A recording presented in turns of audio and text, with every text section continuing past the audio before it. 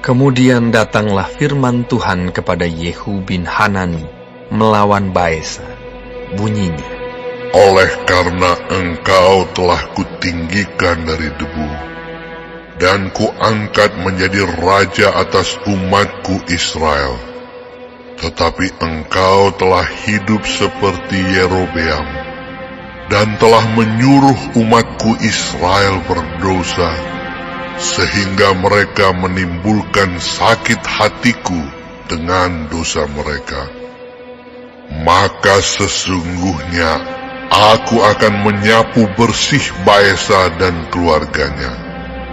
Kemudian aku akan membuat keluargamu seperti keluarga Yerobeam bin Nebat.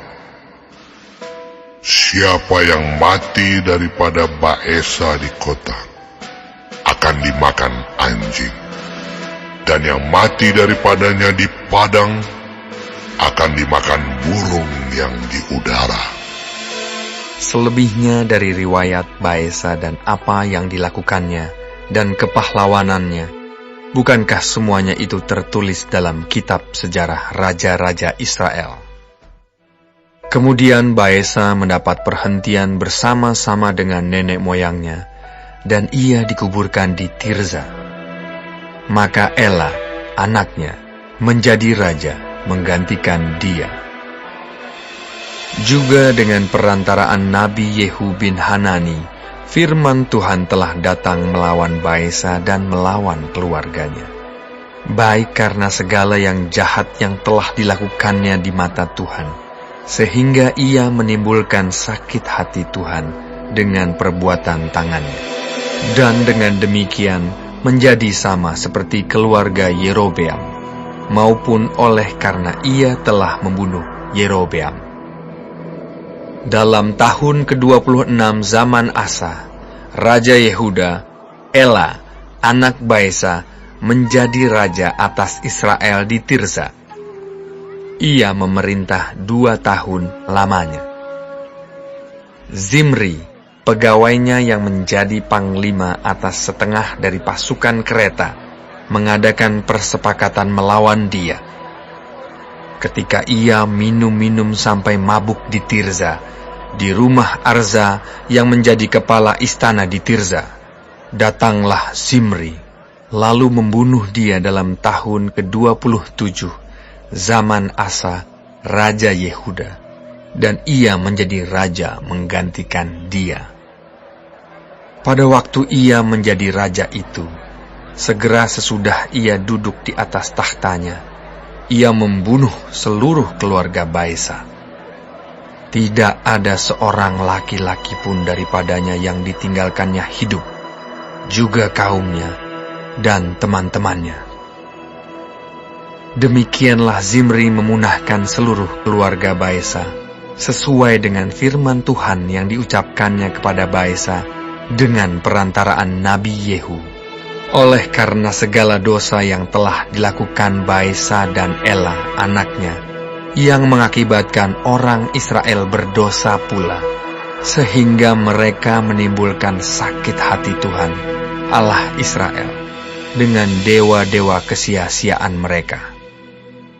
Selebihnya dari riwayat Ela dan segala yang dilakukannya, bukankah semuanya itu tertulis dalam kitab sejarah raja-raja Israel? Dalam tahun ke-27 zaman Asa, Raja Yehuda, Zimri menjadi raja. Ia memerintah 7 hari lamanya di Tirza, sedang rakyat berkemah mengepung Gibeton yang termasuk wilayah orang Filistin.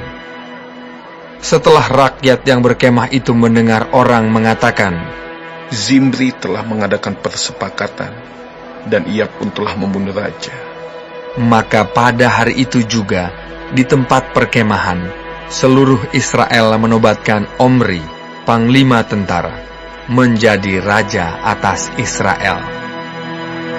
Kemudian Omri dengan seluruh Israel maju dari Gibeton, dan mereka mengepung Tirza.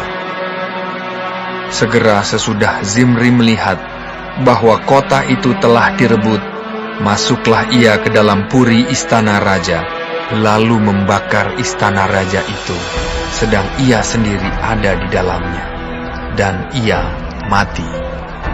Oleh karena dosa-dosa yang telah dilakukannya dengan melakukan apa yang jahat di mata Tuhan, serta hidup menurut tingkah laku Yerobeam dan menurut dosa Yerobeam yang mengakibatkan orang Israel berdosa pula.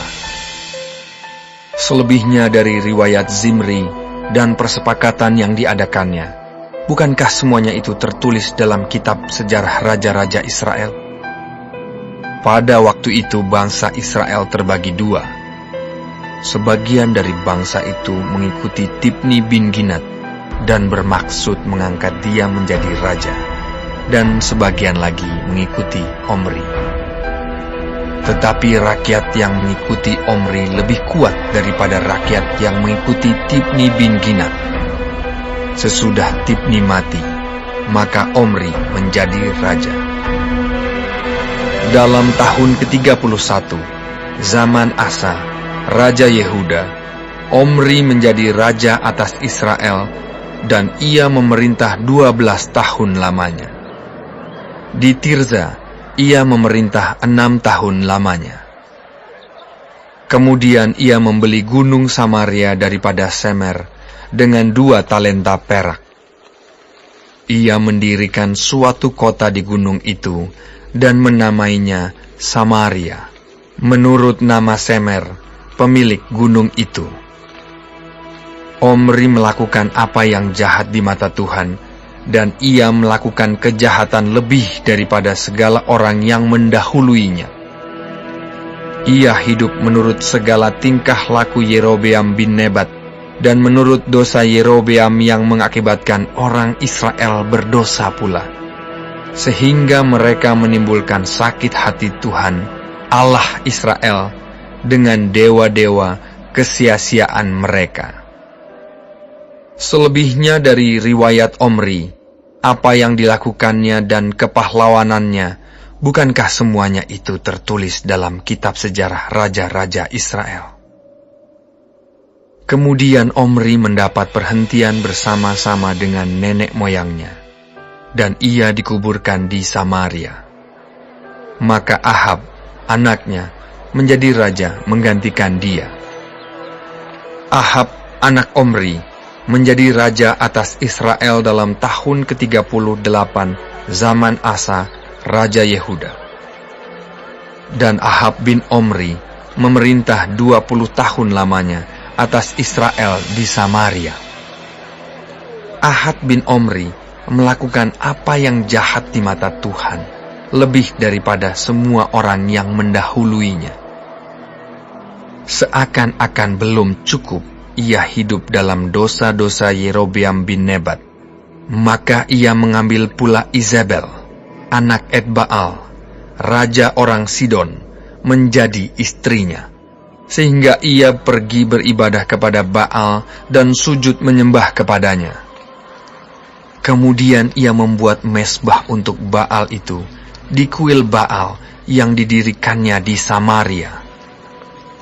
Sesudah itu Ahab membuat patung Asyera, dan Ahab melanjutkan bertindak demikian, sehingga ia menimbulkan sakit hati Tuhan, Allah Israel, lebih dari semua raja-raja Israel yang mendahuluinya.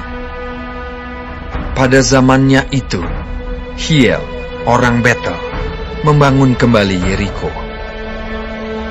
Dengan membayarkan nyawa Abiram, anaknya yang sulung, ia meletakkan dasar kota itu. Dan dengan membayarkan nyawa Segub, anaknya yang bungsu, ia memasang pintu gerbangnya, sesuai dengan firman Tuhan yang diucapkannya dengan perantaraan Yosua bin Nun.